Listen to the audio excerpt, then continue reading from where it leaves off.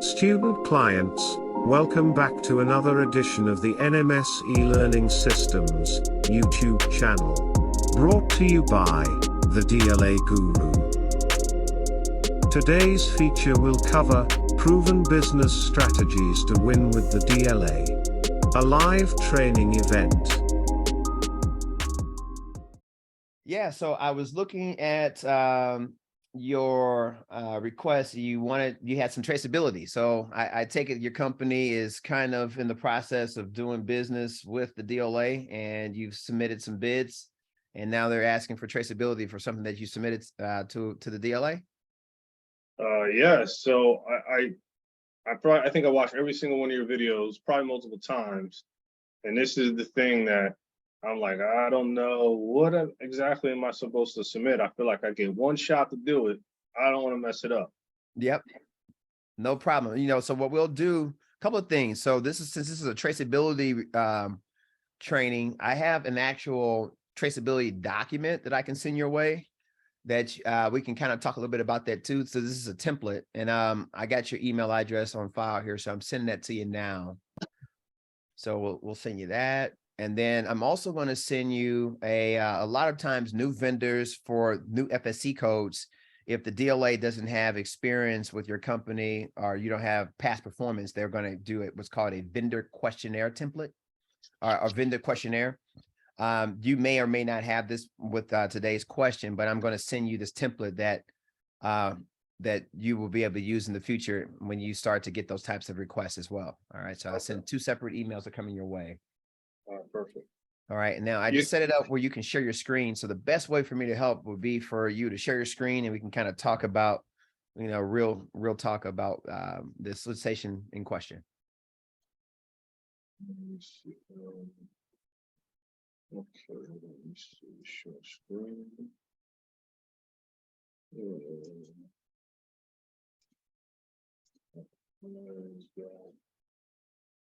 I guess you can see my screen. Yep, I can see it. Okay.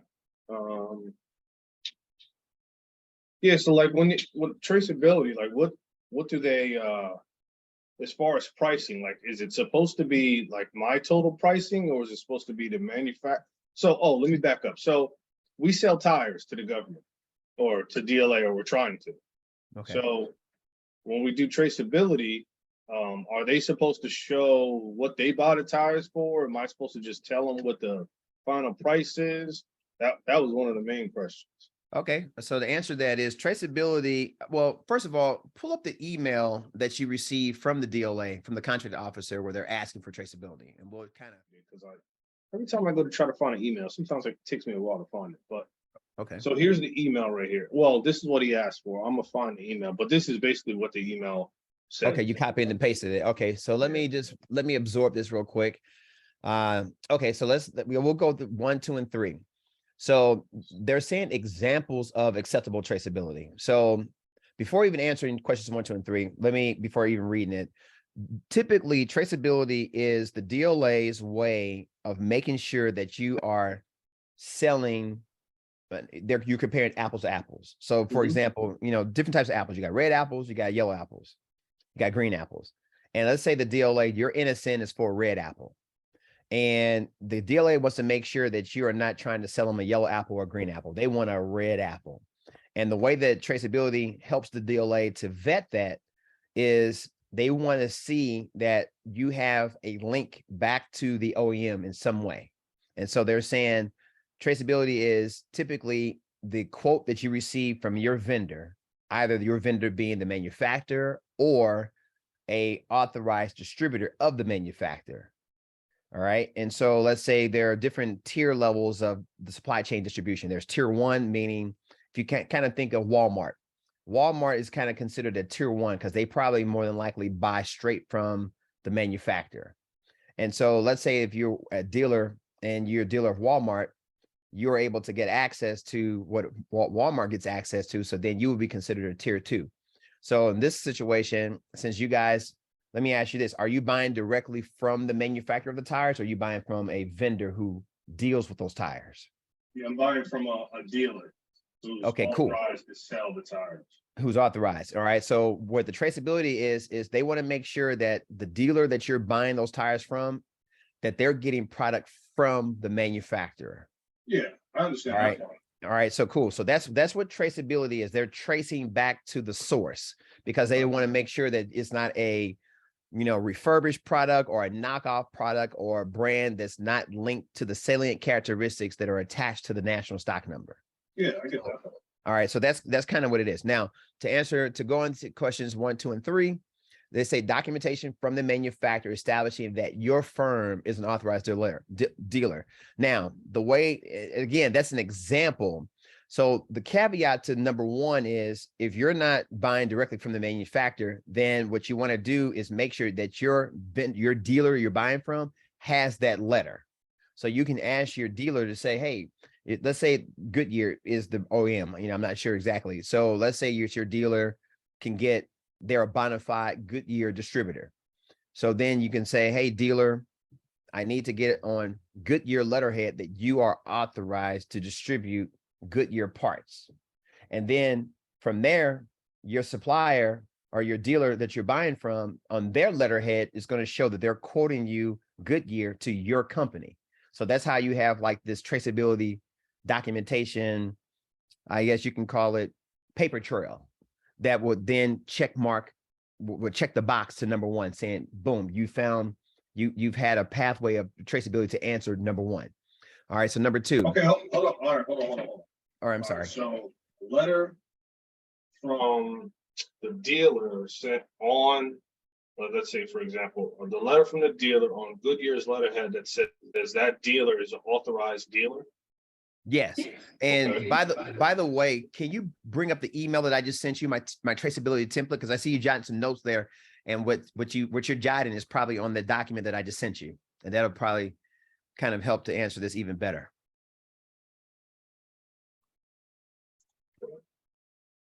And we're going to come back to this email too. So I don't know if you can open up 2 windows or not. Oh, yeah, I can just switch.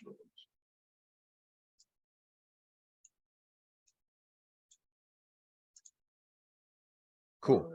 All right. So now if it's okay, I'd like to gain remote control. That way I can kind of scroll and highlight things as I'm talking to you too.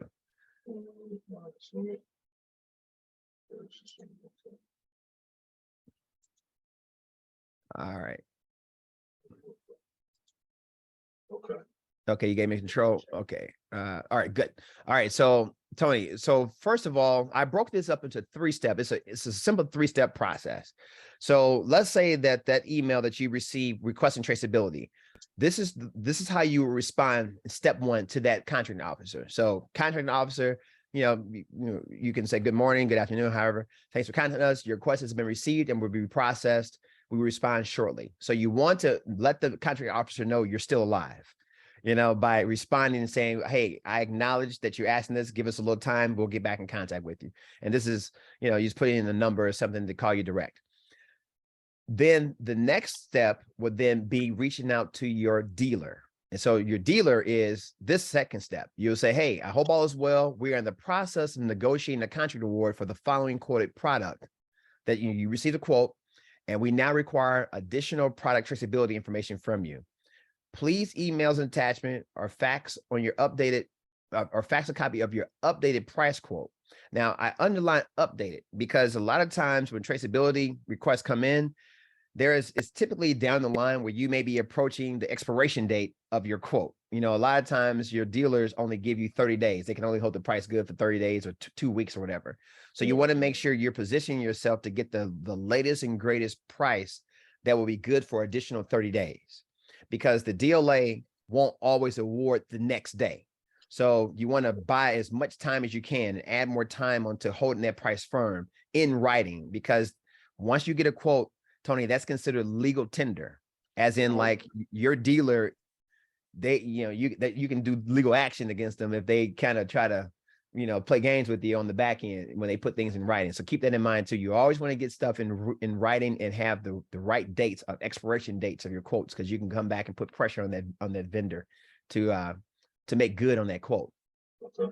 All right. So updated price quote on your official then you would put in, let's say, whatever your ABC vendor company letterhead that calls out for the following. And let's say, you know, you were buying 315 each. Make sure you always put the unit of measure, because what you're doing now is fact checking.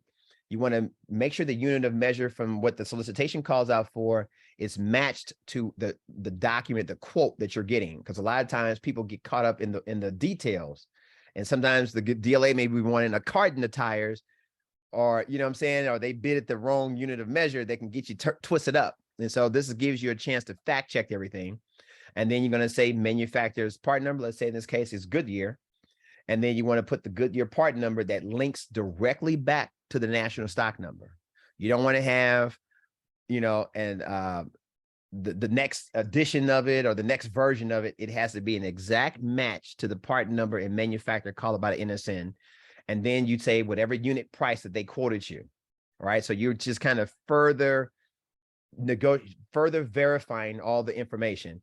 All right. So it's their price that they gave me to buy it, right? Exactly. Yes. You're getting them to reconfirm everything that they gave you. Now, let's say that, you know, your dealer gave you a price and they say, hey, that price is good for 90 days. Then you don't have to go through this process here, right? Because you already got it in writing and everything's checking it out. But it's always good, especially to keep a good relationship with your vendor, because you want to make sure he still has the stuff in stock. You want to still make sure his prices is good, because once the ball starts rolling and the government gives you the award, it's very negative for you to come back and say, oh, we made a mistake. It can put you out of business. It's sort of like getting negative feedback, you know, if you're in the Airbnb business, put you out of business. So you don't want that. You want to just, especially for your first quotes, your first contracts, you want to make sure all your T's are crossed, all your I's are dotted. And then I put in bold here, the next piece is the piece that we're talking about. Also, to be considered for award, we'll need a secondary letter on, this would be on Goodyear letterhead that further identifies you said dealer as an authorized dealer of their products. Now, this secondary letter is sometimes hard to come by, because sometimes you'll get a dealer that can get access to Goodyear, but they may not necessarily be an authorized dealer of Goodyear. That's not always a deal breaker for the DLA, right? It's not always a deal breaker, but if you can get it, that's golden, because that further solidifies your contract award opportunity, right? Some contracting officers will say, yeah, we want the secondary letter, but you may come back and say, hey, our dealer doesn't have that letter. We can't get that letter. But if you go to my dealer's website, you can see that product is advertised on their website. You know, there are other ways that you can negotiate that and improve the traceability factor versus your word for it. The DLA is a person, you know, like the contract officer, they're going to look at all the information and try to they're trying to mitigate risk that you're not supplying a red apple. That's all they're doing, right? And then the last part of that is you want to put a forcing function to your dealer and let them know, hey, I need a response back fast. You know, you don't want to, you know, because typically your traceability request comes with an expiration date on it. So you want to go ahead and make sure you put enough cushion such that you can get the information. If something's missing, you can, you know, you can go back to your dealer and say, hey, this is missing, I need this. So you want to buy yourself as much time as you can, and then to be considered for award. So your dealer is a salesperson. They want to sell these tires to you. So you want to let them know, hey, I need it by this time for you to make some money with me, you know? So they're going to start playing balls if you start giving them directives as to how to proceed. All right. Yeah, so this, the way it worked was they only gave me like 24 hours when they first requested this traceability. Yeah. But there was still stuff that they didn't answer in the solicitation. So I've been talking to the contracting specialist for like, I guess it's probably been 2 weeks now, or almost 3 weeks, because he didn't know how it was supposed to be packaged. So I kept asking him and he didn't know. And then finally, I actually went to because I've never won a bid yet. I just started this DLA thing like 4 weeks ago. Okay. And the only reason why I'm probably this far is because I watched every single one of your videos, and I've been up all night trying to study and watch videos and searching and just trying to put it all together. So thank you for that. And All right, no problem. so he basically asked me for this traceability like on the 10th, or like he asked me for the 9th to be due by the 10th. And I'm like, well, I can't get it. I didn't say I couldn't get it in, but there was just some information that I said I'll pass, but it was still open. So I'm like, you know what? Let me just kind of get a quote just so I can kind of figure out how to do it, just to go through the motions. And he said, yeah, I can still submit a quote.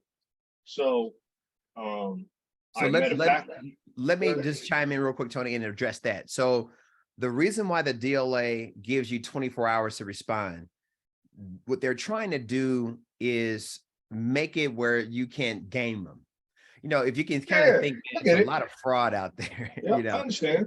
So, yeah, so what you can do, if you need more time, you can put it in writing via email and say, hey, we received your traceability request. Like, for example, in step 1 here, instead of saying we will respond shortly, you can change that from we will respond shortly to please allow 48 hours for a response.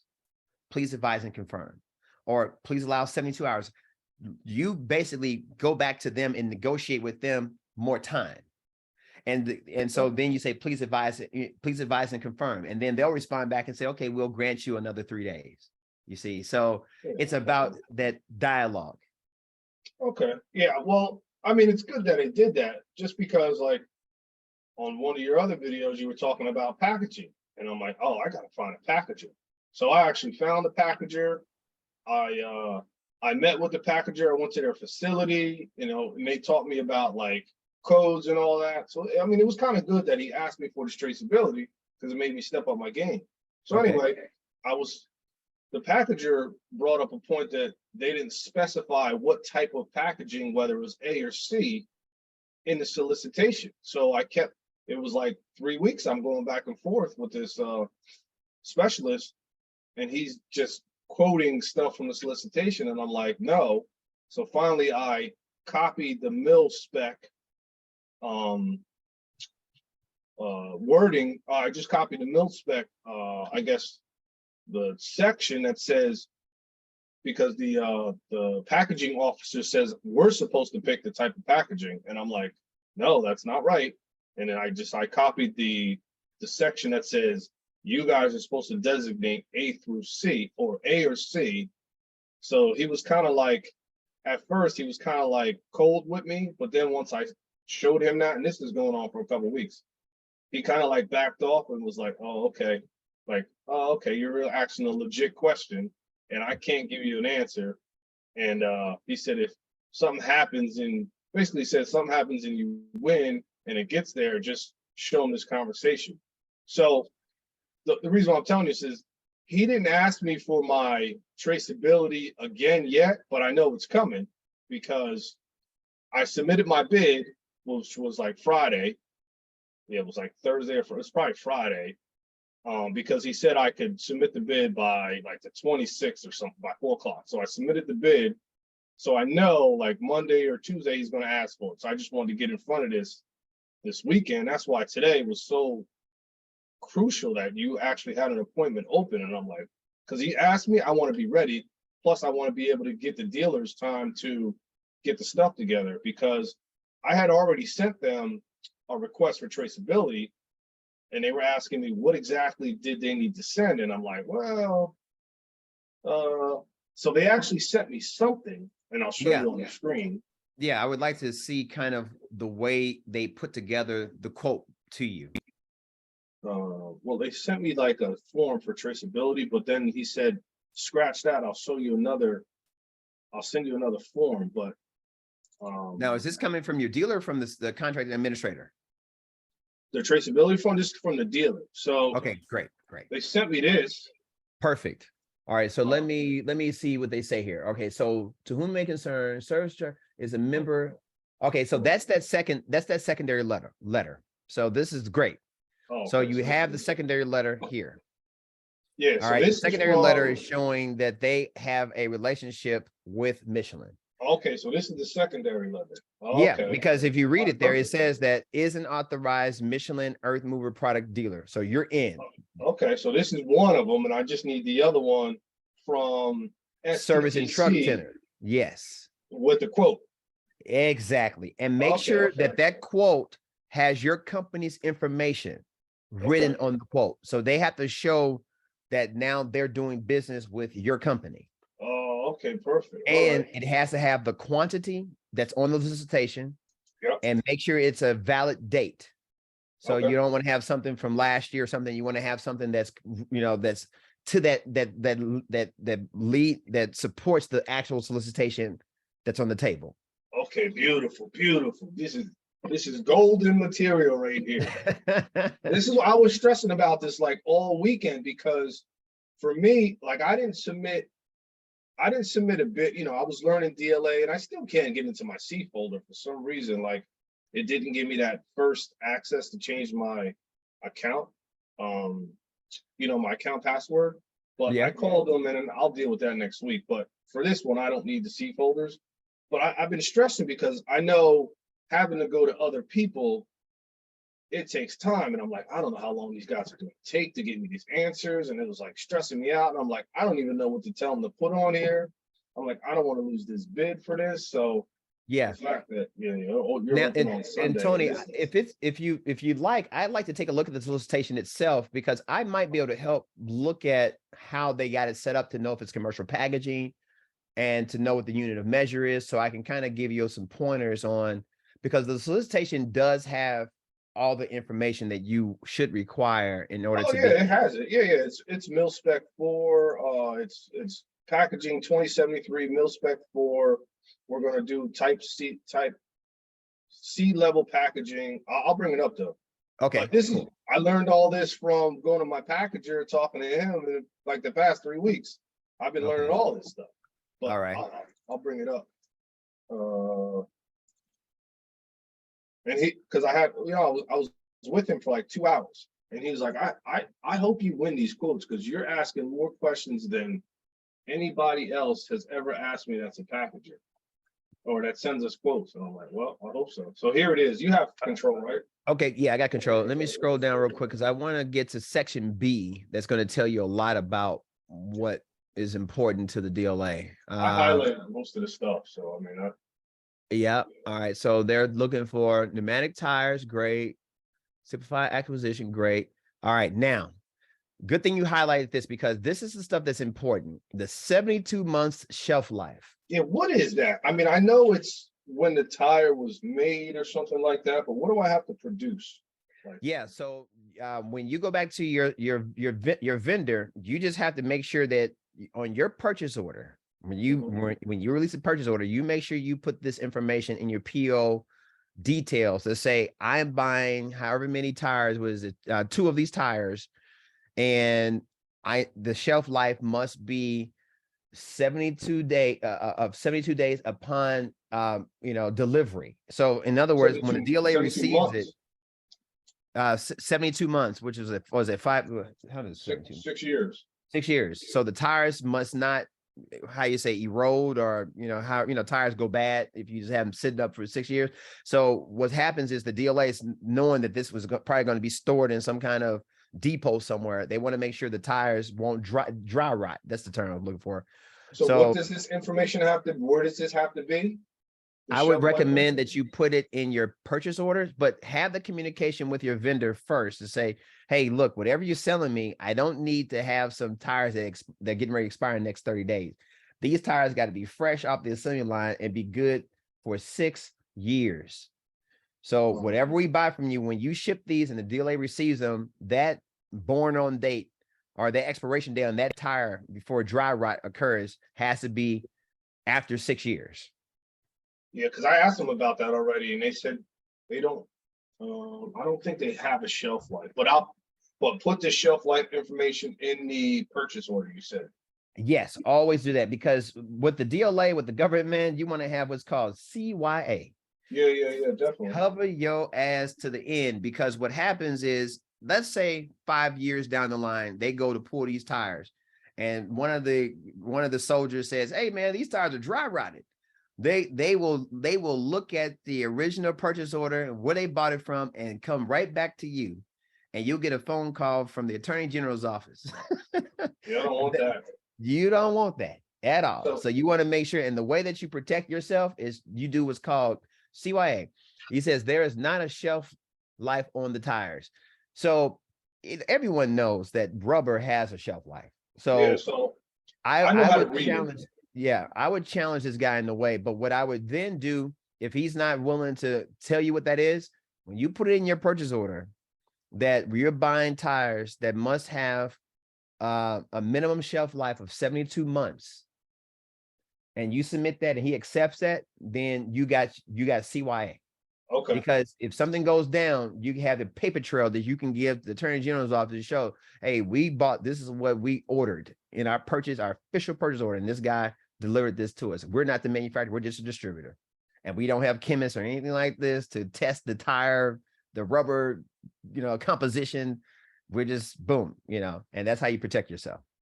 Okay. So anything that you see in section B, for future contracts, always look at the fine print and just make sure that you just kind of roll it downhill is what I like to say.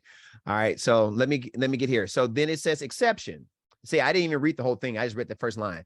Exception. This shelf life item is non-extendable code 1 or code I, but the total shelf life of 72 months. Material furnished under this contract order shall have at least 48 months of shelf life remaining at time of delivery. So 48 months is what it is.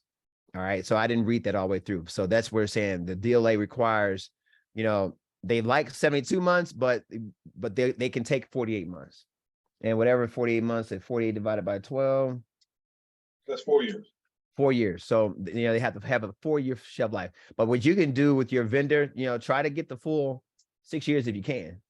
I would put the 72 if you can. Restricted to manufacturer's cage code and part number, tire size is this. So boom, that's what they want. Construction radio. You got to make sure that all this and all what's in here, these 17 characteristics link back to that part number. Yeah. So make sure your dealer is providing you on that traceability document that he's putting your quote for 2 of this part number. Okay. Link back to Michelin. All right. And then you cover everything. All right. Now let me go here. See, end item is going some kind of scraper tractor or something. Okay. So let me keep going down. I want to get into the packaging here. Now, section B perfect. Right in here. Now, you did see my video that has that website that you can translate these traceability information here. Or you can input the codes for the packaging. For the package, not traceability. I'm sorry, I misspoke. Yeah, for the packaging. All right, so great. You did see that video, and so you went on that site, and then you pulled up all the information that they tell you. I didn't input them. No, I saw. Oh, let's do that now. Let's do that now. Here, I can put it in the chat. Give me 1 second. Let me pull it up. Yeah, we can do this real quick. This is nothing. Okay, cool. They're all on the same screen. That's exactly what I was trying to do. Perfect, man. Okay, so this is a good packaging code lookup. I would bookmark this, man, because this is coming handy for you. The first thing that I'm looking at is the QUP is 1, and 1 meaning QUP stands for quantity unit pack. And so what they're doing, saying each individual tire must have its own labeling. Like if you can kind of think, I'm almost thinking that they'll have it shrink wrapped or something, or maybe in a cardboard box. However these tires are packaged. I don't know how big the tires are or whatever. I mean, there's some dimensions up there. Pounds. You said what now? 1,200 pounds.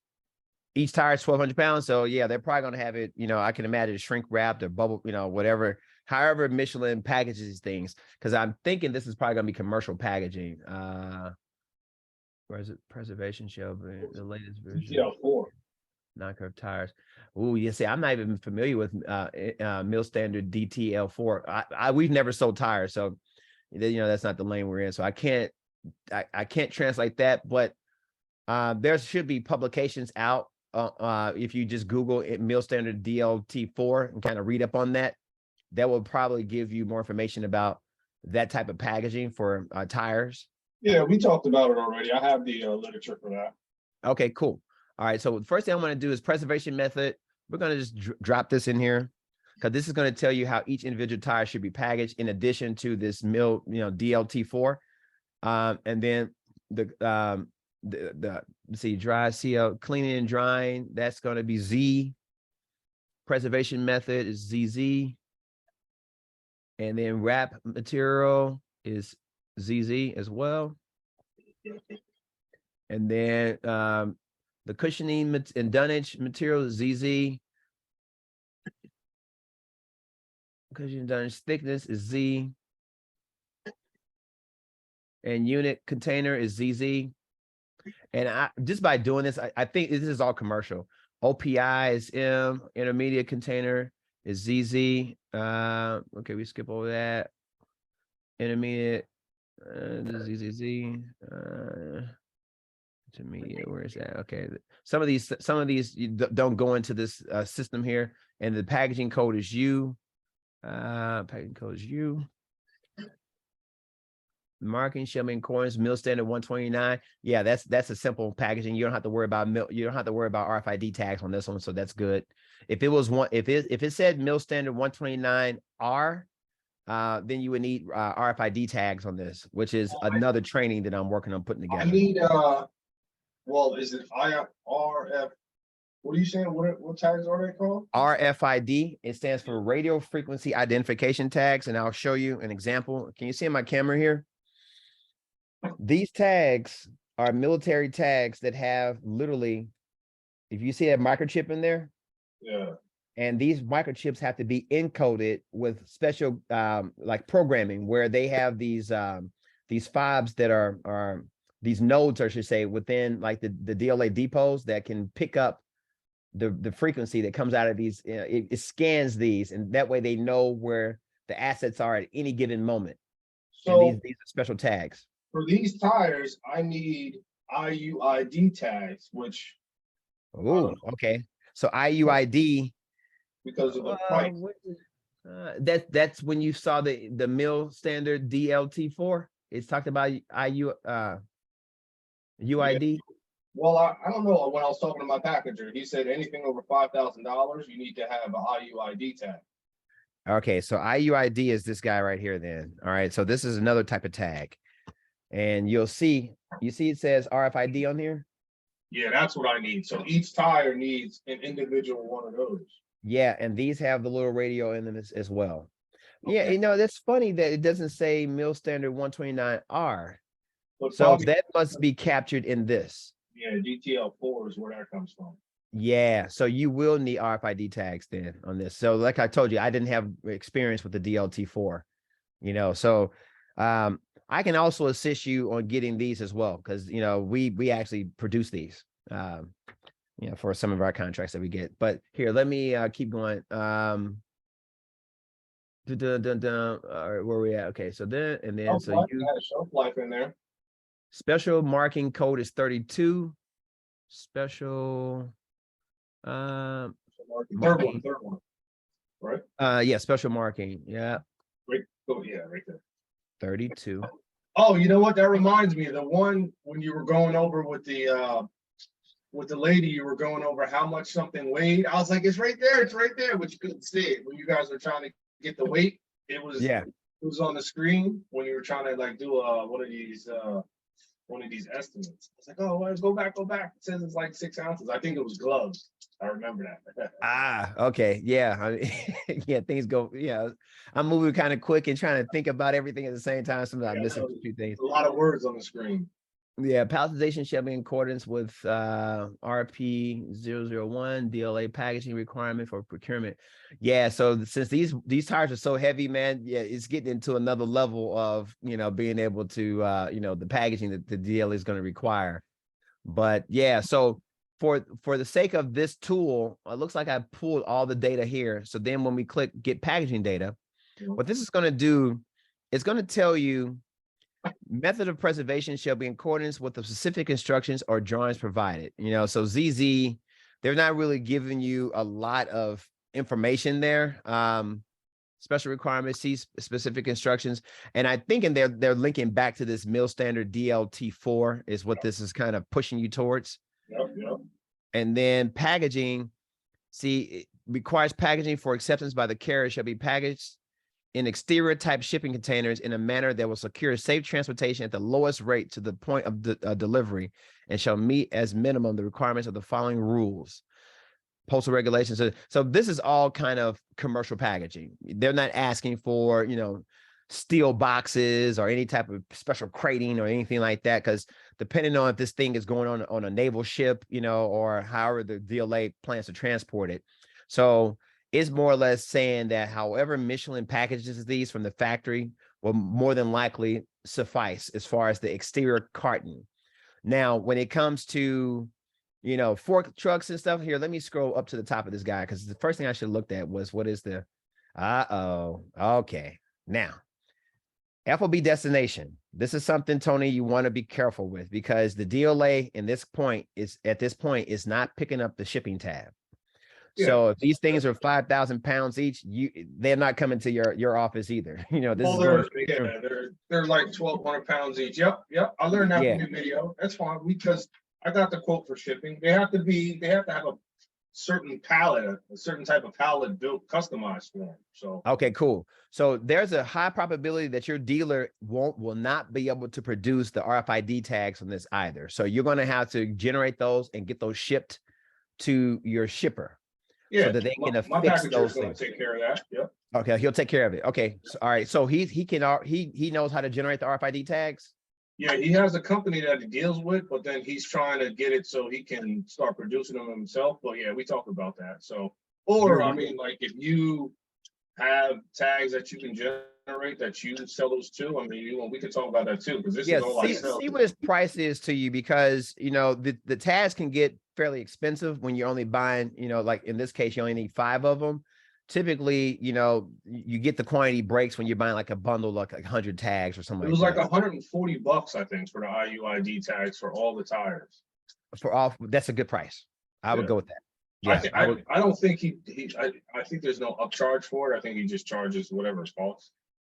Okay, cool. It's like a $90 setup fee, and then I think it's like $5 a tag, something crazy like that. Okay, well, you got to end on that. So yeah, you wouldn't need us for that, because our price is a little bit, you know, more, because it's not enough tags. You know, we typically do like a minimum of 100 tags or something like that. But okay, so we'll scroll down here, and where are we at? Boom. So yeah, it looks like you're in the go there now. When I told you that they're shipping to multiple addresses. So you see this first CLIN, those 2 tires are going to Fort Leonard Wood, Missouri. That's in our backyard.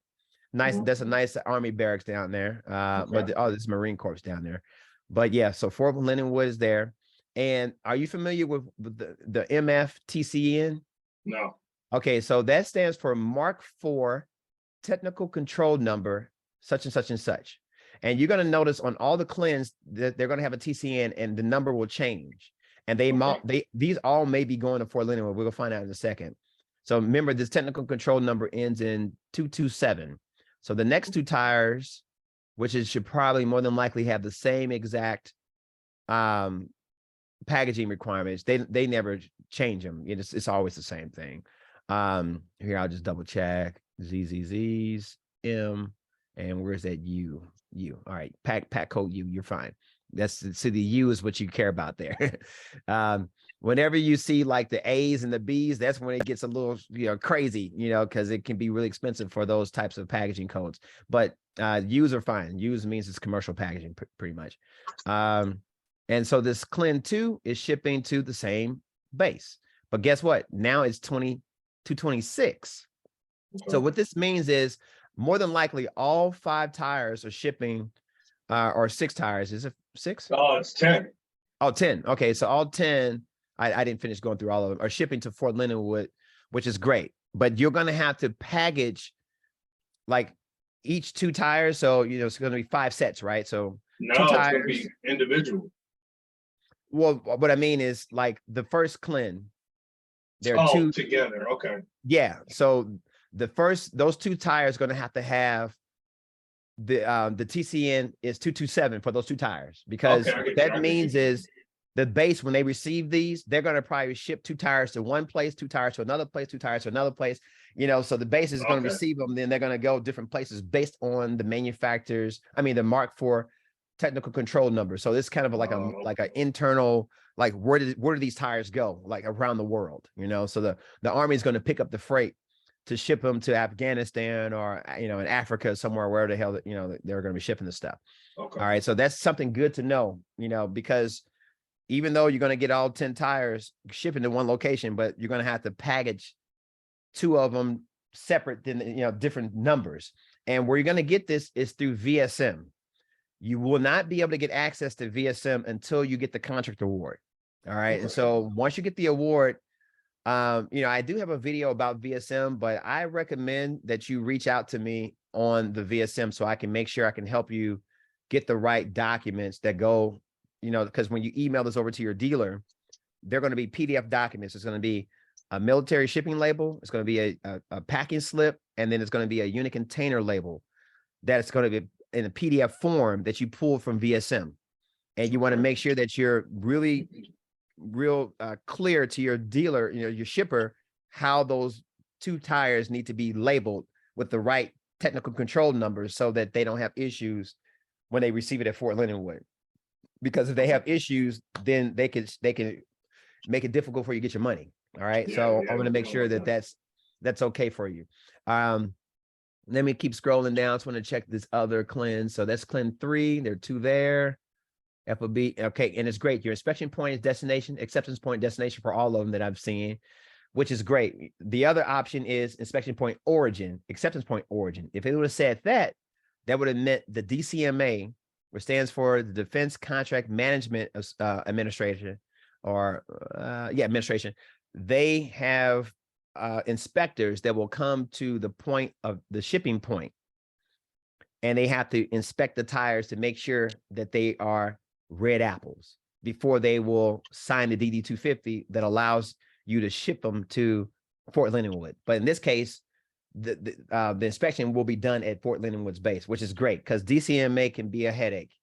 Yeah, You know, so if you ever get a contract or a solicitation where you're bidding on one where it says inspection point origin, I would say, you know, reach out to me so I can kind of understand a little bit about the why and what the risks are, because sometimes bidding on the origin contracts can get you into a world of hurt if you don't really know what you're doing, because once the federal government comes to your office, you know, you got to kind of have everything lined up perfectly, you know, because the worst thing you can do is like do a PO, get it bought, DCMA comes and they don't sign off on it. And so now people are like, okay, wait a minute, we got this material and the government is not allowing us to ship it. Why? Because something may be messed up with the packaging, or, you know, so DCMA, you know, I say, you know, unless you know exactly the kind of product you're selling, you know, you might want to avoid the inspection point origins. But anyway, let me scroll down some more. Okay, that's Fort Leonard Wood, and there's another TCN number 224. And then here's the last CLIN number 4. No, it's 5 CLINs on here. Let me scroll down. And also notice here, they say the delivery day is 50 days for each one of these. Don't get bullied by that. Whatever your dealer tells you it's going to take to ship these or make them, that's what you put in your bid to the government. You never want to try to get it, you know, like I always say, if your dealer says, hey, I can ship these to you in 60 days, you know what I do? I add an extra 15 days on top of that, because the DLA is going to hold you to that. And so if you tell them I can get it shipped in 60 days, they want to deliver it within 60 days. And if it's 61 days later or a day later, they're going to hit your delivery performance score, which can make it, you know, like it's like your feedback, you know, so you always want to try to have great feedback. So I always say, you know, plan for the worst, hope for the best when it comes to delivery day, especially with this post, you know, pandemic stuff. So make sure your vendor is really confident that he can get, you know, all these tires within whatever set time. But the DLA is hoping that you can ship it in 50 days because they're saying, hey, we really have a need 50 days, but you tell them how long it's going to take. Well, this is what I learned is this is 50 days due. That means after you get awarded the contract. Yep. So that's, I mean, that's important too, because I Very was like, important. what is ADL? I was like, is that a go? Was there a misprint? So yeah, that ADO is like, you know, it's not 50 days from like today. It's 50 days from after they say, all right, you won. Now you got 50 days. So that's important.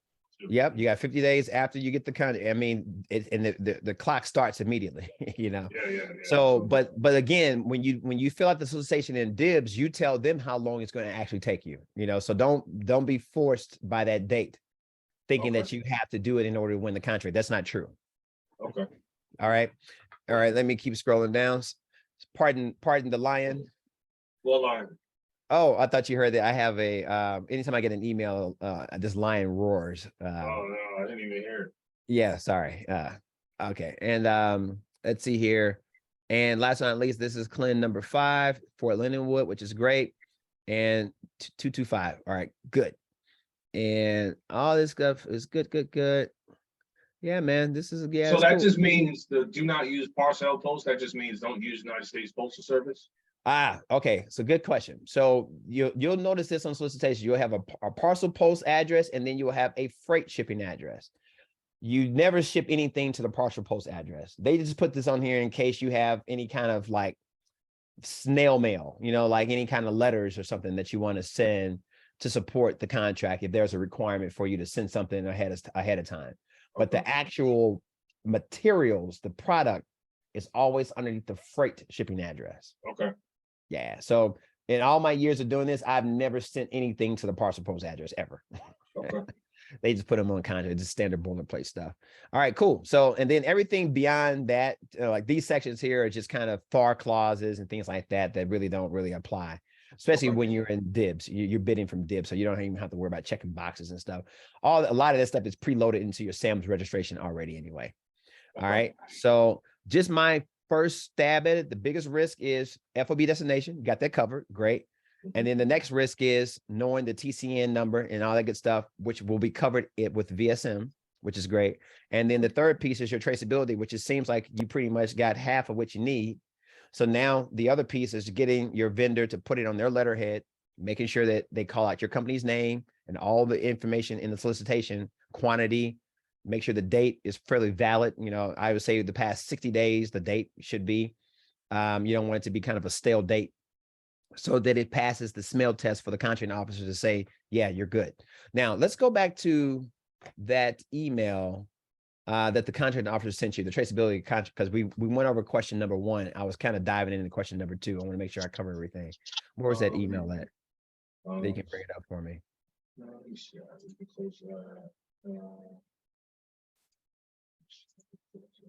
And pardon me for talking kind of fast, because I know an hour goes by so quick, and I'm gonna send you the video link so you can always, if anything you miss, you can go back over it again. The email. I noticed it's kind of hard to find stuff in my Gmail.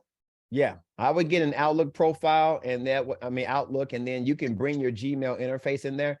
But as a matter of fact, man, I would get away from Gmail flat out, and have your company email address, be in Outlook, because Outlook is more, it's easier to build folders and drop stuff here or there, Well, I've used Outlook too, and I've had, I'm sure it's me, but I remember I was looking for an attachment in Outlook and I couldn't even find it. I'm like, I don't know where, because I have Outlook for my other company. I use it, but it's like, I guess they have their positives and negatives. Positive and negatives, yeah. Okay, so number 2, a copy of the quotation on letterhead, that's basically, their letterhead, that you have received from the manufacturer or its authorized dealer, which you've done or you're working on, to supply the quantity of the item required. So that's why I say quantity. You don't want to have it for a different quantity than what the solicitation calls out for. So it should be for 10, right? Required by the subject solicitation. However, if the item to be acquired by you from a dealer, you must secure from the dealer and submit evidence to establish that it is an authorized dealer of the manufacturer for the item required by the substitute. So they're just saying the same kind of thing. They're basically, yeah. All right. So you get it. Number 3, if the item is in your stock, submit a copy of the invoice establishing that the item was purchased from the manufacturer or its authorized dealer. So that's if you had stock on hand. In this case, you don't. So what they're saying, man, when you're doing business with DLA, that paper trail is paramount. So management of data is going to be key. So how you saying it's hard to find emails? You want to find a system that's foolproof so you can easily, find what you need when you need it, because you never know. It could be 2 months down the line, something comes up, and then you're pulling your hair out trying to find it. You got to come up with a pretty good data management system as it relates to this. Well, I did that. I didn't submit a bid until I was pondering, how do I track everything? Like, how do I track what I'm doing, bids? Because I'm like, I don't even know what so I came up with, I guess I could just show you right now. I came up with a system. You can just we're running out of time, but Yeah, I'll no show you. problem. While you bring it up, I also have, I don't know if you saw my video of the part pricing sheet, which is a tool we use in-house, and I have some students and clients that have purchased it that helps to solve this problem as well. I mean, this, And so, yeah, I saw that, yep. Yep. So this is Asana. I use Asana. It's kind of like a flow chart for me. And then Okay. these are all my resources for like each bid. So every time, like this bid that we're talking about now, this is the solicitation number. And then I have, like, these are all kind of like my shortcuts Okay. that I can use. And then so I have solicitation. So you click on this and then it shows you the solicitation. Like I have it downloaded here. It shows you what it is. I kind of just give a description of what it is. Okay. And then days for delivery, I have a section and I put 50 so you can read it. And then I put the contract specialist name. I put the part number, NSN number. And then I get my quote for the cost. And then I also, like you could put attachments in here. So I put all the information, where it comes from, who, what their numbers are and stuff like that. Oh, okay. So, and then I do my shipping quote, you know, to my packager. So I know what that is. And then when they send me a cost, I just add it in here. Or if it's like on a quote, I just add the attachment. And then I have to do whether it's specific manufacturer or general manufacturer. That way, you know, like to look again, hey, is this like specific? So this one is Michelin. They want Michelin only. And then I do my packaging quote to the DLA. So, you know, again, you can open up, you can put notes. So it's like $338 for each tire. And then this is my, this is like a quote I did from them. So this is their quote that they gave me. Yeah. And the IUID tags and stuff. So I just attach that in there. So I can pull it up. And then if I submitted the bid, and then I just put the total in here. And then I have a quote sheet that I put all my information in to get the total. So, and then I love it. And then I put bid results, whether I win or lost. So it took me a couple of weeks to think about how I'm gonna do it, but you know, a lot of late nights studying and thinking. Yeah. As a matter of fact, if it's okay, I'm gonna jot this down. I've never even heard the software. Yeah, it's called Asana, ASANA. And Okay. you know, I can show you how I built the flow chart. And then also, so like each project, so like over here, I have my potential bids that I'm working on. Mm-hmm. So each one is a new solicitation. So I'll put in the information like cage code, the tire corporation of, you know, if it's specific company, again, like Michelin, I'll put that information in here and then I attach the solicitation. So these are all potential bids that I want to bid on. Okay. And then I have like the major players that like who do the major tire moving basically. So I have them here. Yeah. And then I have their, you know, their UIE numbers and then I have their cage codes, what they do, whether they're small business, big business, and then I have their contact information, address. So I just keep that over here. And then resources is just kind of like if you need to refer to Sam or what the packager address is, or you know, I have those in there. No, it's awesome software. It's sort of like almost Salesforce, you know, it's just kind of another way of managing data. Yeah, I mean, I think it's awesome, man. I mean, whatever tool fits, you know, your level of being able to manage a lot of different, you know, a lot of information, it's the key. That's how you're successful in doing this type of work. You know, you just have to gotta be organized. Because I was like, how am I don't have any way. I was like, I gotta figure it out. And then I finally, you know, I usually do my thinking in like early in the morning, like 3 or 4 o'clock in the morning. I write it down in my books. Yeah. Oh, I think I'm gonna do Asana, I'll do a flow chart. And then that's why I want to practice with this bid, even if it wasn't going to be submitted, but I think he's still going to take it. So yeah, he's still going to take it. So okay, cool. Hey, bring up that second email I sent you. They talked about the vendor questionnaire, because that might be something that comes up for you in the future. And I might as well I know we've achieved our time, but. Oh, this one it is. So this one it is. But like, for example, I'm just doing my research. This will sometimes be open for everybody, but it'll be a simplified acquisition. in that threshold, but it'll still go to a big business. Now, does that mean because it's just no small businesses have given a quote? Well, see here, it says this RFQ is a small business set aside. It sure Yeah. is. So this one is, yes. Yeah. So if you're there's been talking about like others. the Oshkoshes of the world and all that kind of stuff, hey, you Yeah, know, I'm curious, man. Do you have your trial with SEI Global going on right now? Oh yeah. That thing is great. Yeah, isn't it a great tool? Let's go into SEI Global real quick, because I want to maybe help you out a little bit more. Where's the innocent in this guy? Yeah, innocent is right here. Launch your SEI Global tool real quick, because here, let me hold on, before you do that, let me copy this. All right, I just want to copy innocent. Okay, go ahead and launch SEI Global, because I want to go into Logicom real quick and maybe kind of look at the competitive analysis the way I would recommend you look at competitive analysis. Well, I have two. I'll show you both, because I mean, at $12,000, I can't compete with that. That's how much they're getting tires for. Yeah, I mean, drop that innocent in there. All right, there. Yeah, drop that in there. I just paste. Yeah, that's cool. All right, now the first thing I would do. All right, so now you have like these are the three. You know, these part numbers all linked to these manufacturers, which is great. So you know we've already covered that. So I click on the NIIN, and while in SEI Global, the first thing I'd look at unit of issue, making sure that we're comparing apples and apples. So you know, make sure it wasn't a case or quantity or whatever, you know, carton. So we're there. Now the next thing I do is go into past history. And actually before doing that, because you asked something about drawings earlier, let me click here. And SEI Global is kind of cool because you said something about C folders. A lot of times you can click the drawings link and it's no records found, which means that there were no, you know, active, you know, tech drawings available for this tire. Then you can go into technical characteristics also to see if there are any like, you know, high level technical characteristics. Nothing's there. So just FYI there. Next thing we do is click on packaging history. So that means C folders, there's a high probability that there's nothing in C folders either for this particular time. Yeah, there's no mil specs or anything for this. So when I look at this, man, and then what I'm gonna do is open this up and put more than just 10 responses. And we would look at the past 100. So you'll look, and I always like to scroll down just to see who the players are. And look at this. That's what I mean. See, he's winning this, and it's a small person. That's my point.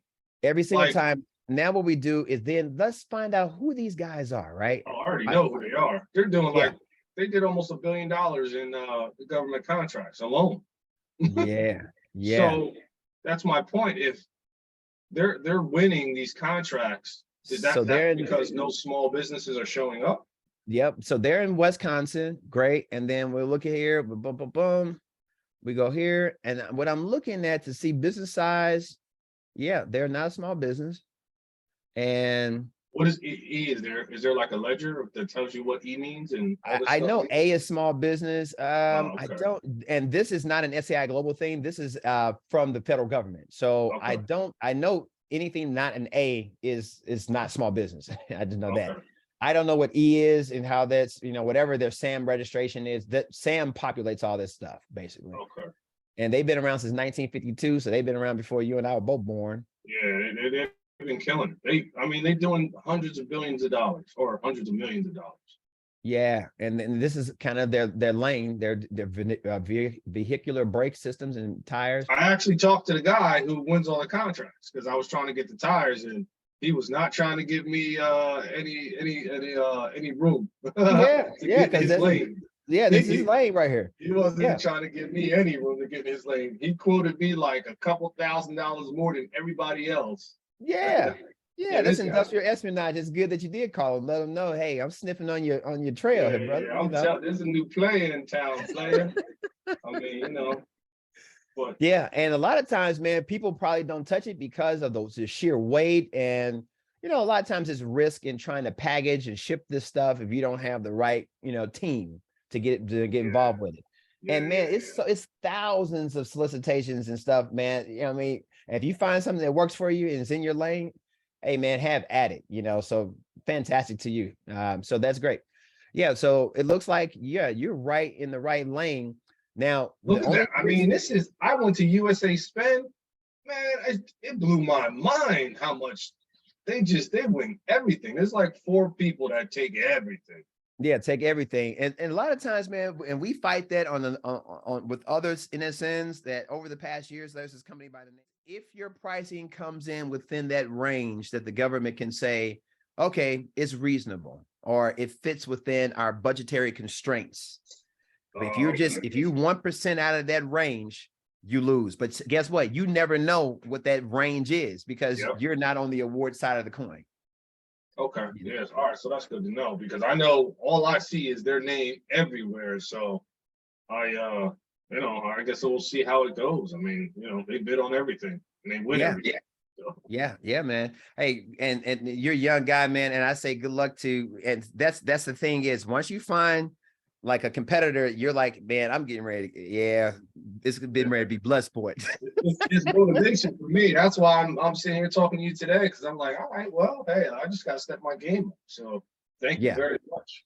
Yeah, and continuing to cultivate your relationships with tire manufacturers and like trying to get in with Oshkosh and the big boys. They make it really difficult to do business with them. They have, we already got a distribution network set up and it's already broken down by territory and this and. No, we can't sell direct to you. I already got that. Yep, I got all that exact lingo. Yep. Yeah, it's a lot of that. And so that again is relationships. And by the way, and I'll leave you with this, Tony, that when you get that coming from, let's say, like that first channel with one of the bigger companies, let's say Oshkosh, for example, always consider LinkedIn. This year, my team is beginning to do more LinkedIn type of like reaching out and trying to network. And trying to find other avenues into the back door of those companies through relationship building through LinkedIn. So I would literally go on LinkedIn, look for Oshkosh, and link. I have this app called, and I pay for it. It's like $50 a month, called Sales Navigator. Sales Navigator is a product that's linked to LinkedIn, and Sales Navigator gives you more visibility into the employees of a company who are decision makers within the company. All right, so. Now, when you reach out to these companies, just because you're a small business, that might be a good start. But if you're able, if your office is in the hub zone, for example, or Tony, once you get about 2 years under your belt, consider the 8A program, because when you apply for the 8A and you get certified as 8A, then you can reach out to these big boys and say, hey, I am a certified 8A minority-owned company, such blah blah blah. I'm interested in working with Oshkosh to go after federal contracts that are set aside for 8As. Your phone will start ringing. You see, because, so it's about, there are ways around it. I messed up a lot in my life, in our company and not doing it the right way. If hindsight's 2020, that's why I'm like, man, I'm 48 years old. Now I have an ability to teach other people, what I messed up. And that way you could do it the right way. Because we've already been through the 8A program. So, I had my heyday. And now if I knew then what I know now, and we had like LinkedIn wasn't really a thing when I was in the 8A program. So I didn't really leverage my contacts within business in order to get the millions of dollars worth of contracts through the 8A program. Oh, so you guys, oh yeah, we graduated 2018. So yeah, I was in it for 9 years. Did you do you think you went in too early? Yeah, I was young and a little green, and like the way technology is now, like I said, LinkedIn and even GSAadvantage.gov and the way the federal government is now, it's more technologically connected than what it was when I was in the 8A program. Like when I first got involved in 8A, I was very young, man. I was like 34 years old. And I was young, man, trying to figure it out. And I did find some great lanes. We did make a lot of money with the 8A program, but I made my money on the back end. A lot of years, right? You lost a lot of years. Lost a lot of years, man. I didn't get my first 8A award until year 5.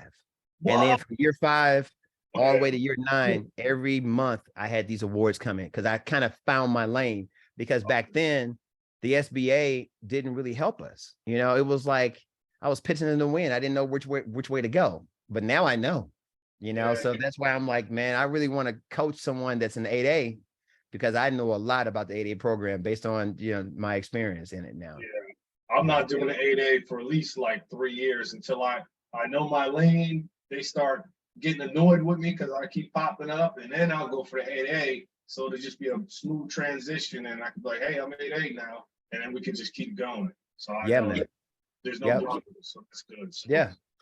Cool, man. Well, I hope that I was able to give you a wealth of information in the time we had today. And if there's anything that I missed, or if any other questions that pop up, you know where to find me. You can book a session, man, and I'll sit here and just give you everything. I just spill my guts. This is good. Yeah, I'm gonna send these emails out right now about these quotes, and I mean, because that was clutch. That's what I needed, and yeah. And oh yeah, in closing, you like the so SEI Global, you're like, hey man, this is pretty good stuff, huh?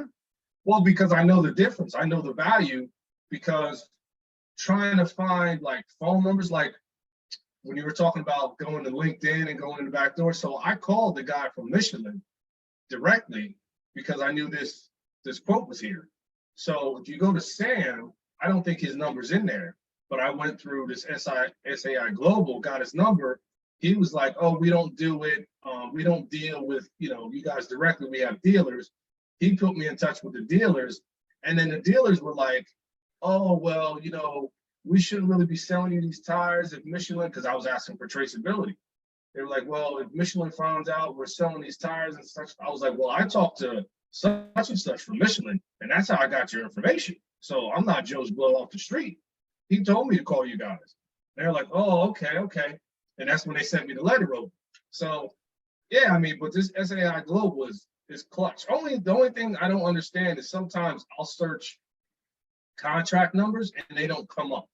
I don't know why that happens, but I guess we'll talk about that again. But like, I'll go to USAspending.gov because I was doing my research on pumps, and I'll put in contracts they won, and it comes up blank. Okay. And the reason why is the same database that DIBBS is operate out of, SEI Global is tapping in that same database. So for example, that contract number that you said you couldn't find in SEI Global, go to DLA's website in DIBBS and see if you can find it in DIBBS. You know how DIBBS has on their homepage past award or award link? Yeah. And so DLA removes that information out of their databases, I guess, to manage how much data their servers have in it at any given time. Okay. So it transfers from one database to another federal database, and SEI Global is more connected to what's inside the DLA database. Oh, okay, that's fine. Okay. But yeah, I found that out too over the years. I mean, this thing is phenomenal. This is a game changer for me because, I mean, this separates me from a lot of the small businesses that don't even know about this. Or are not willing to pay the price for the information, because I do get a lot of student clients that say, yeah, it's a little more expensive than what and I'm like, man, you got to spend money to make money, man. That's how you do it. Yeah. So anyway, hey man, well, hey Tony, I'm excited for you, man. And thanks again for, reaching out. And this is what kind of keeps me going as far as the YouTube channel and, getting into my golden years. I just figured, man, I could probably help other people, not make the mistakes that I made over the years. So yeah, absolutely. Keep the channel going. I watch every video probably a couple times. I'm like, did I see this one already? I'm like, yeah, I saw this one. I'll be watching it again. So yeah, keep it going. Like with the Asana and how I did the workflow, just, reach out to me. I can set that up. Maybe you can, put that on your YouTube channel too and sell that to some people. Yeah, man. I'll look into it because we don't have anything quite like Asana. But there's another workflow that another one of my teammates was trying to get us to do for some IT work we were doing.